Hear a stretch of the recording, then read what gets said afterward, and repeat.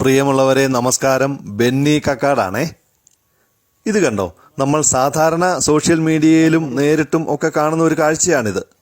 വലിയ തടിക്കഷ്ണങ്ങൾ ചുമലിലേറ്റി ദുർഘടമായ പാതകളിലൂടെ ചുമന്നുകൊണ്ട് വന്ന് ലോറിയിലും മറ്റു വാഹനങ്ങളിലും ഒക്കെ ലോഡ് ചെയ്യുന്നത് അല്ലേ. വലിയ കഷ്ടപ്പാടുള്ള ഒരു ജോലിയാണിത്.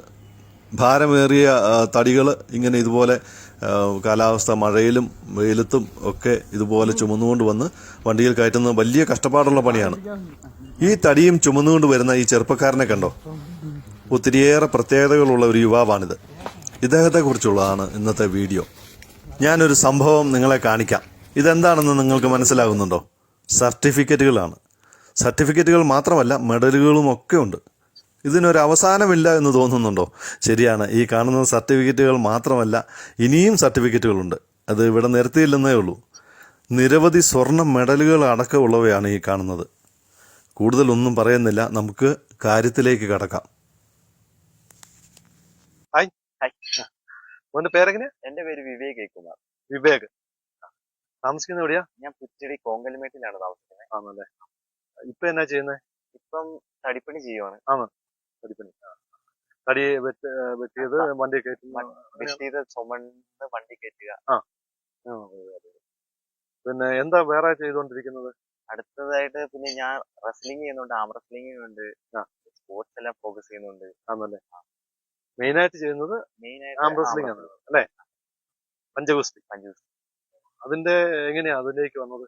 അതിലേക്ക് വന്നത് ഇപ്പൊ 2 വർഷമായിട്ട് ഞാൻ ആം റെസ്ലിംഗ് ആണ് ചെയ്യുന്നത്. അപ്പോ ആദ്യം റണ്ണിങ് ഹാർട്ട് പുറ്റടി ജിമ്മിൽ ഇരുന്നാണ് തുടങ്ങിയത്. അത് കഴിഞ്ഞ് ജില്ലാ മത്സരം പോയി, സ്റ്റേറ്റ് പോയി, ഇപ്പം നാഷണൽ ചാമ്പ്യൻ ആണ്.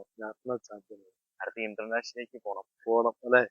ഓ ശരി. ഇപ്പം നമ്മൾ പതുക്കെ ചൂട് വെച്ച് ഓരോ ഇതിൽ വന്ന് ലാസ്റ്റ് പഞ്ചഗുസ്തിയിൽ കേന്ദ്രീകരിച്ച് അതിനുശേഷം നമ്മൾ ഇടുക്കി ജില്ലയില് ചാമ്പ്യൻഷിപ്പിലേക്ക് പോയി. അത് കഴിഞ്ഞ് സംസ്ഥാന ലെവലിൽ പോയി, നാഷണൽ ലെവലിൽ ഫസ്റ്റ് അടിച്ച് ചാമ്പ്യൻ ആയിട്ട് നിൽക്കുകയാണ്.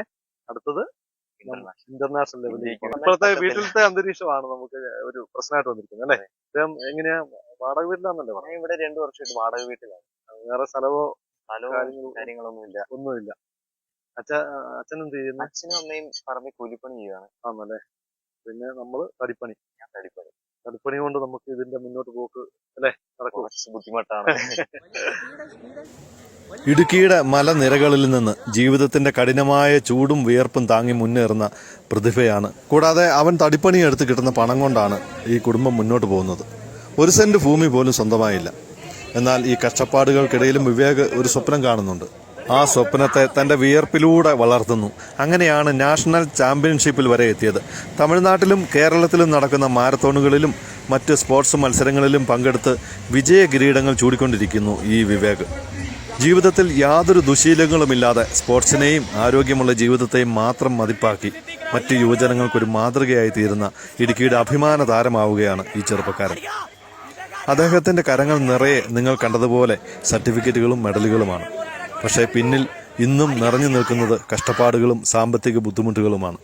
നമ്മുടെ സമൂഹത്തിലെ ക്ലബ്ബുകളോ സ്ഥാപനങ്ങളോ സ്പോർട്സ് സംഘടനകളോ ഒക്കെ ചേർന്ന് ഈ വിവേകിനെ പോലെയുള്ള പ്രതിഭകളെ വളർത്തിയെടുക്കേണ്ടതല്ലേ? ആം റെസ്ലിംഗിൽ ഇപ്പൊ ഏത് കാറ്റഗറിയിലാണ്? ഞാൻ യൂത്ത് ബോയ്സ് 70 കിലോ കാറ്റഗറിയിൽ ഇപ്പൊ നിലവിൽ ചെയ്തുകൊണ്ടിരിക്കും. 70 കിലോ അല്ലെ? ഭാവിയിൽ ആരാകണമെന്ന് ആഗ്രഹിക്കും? ഭാവിയിൽ ഒരു ആർമിക്കാരനാകാനാണ്. പട്ടാളക്കാരൻ. Very good. അപ്പൊ ഈ കായിക താരത്തിന് ഒരു പട്ടാളക്കാരനാകാനുള്ള എല്ലാവിധ യോഗ്യതകളും ഉണ്ട്.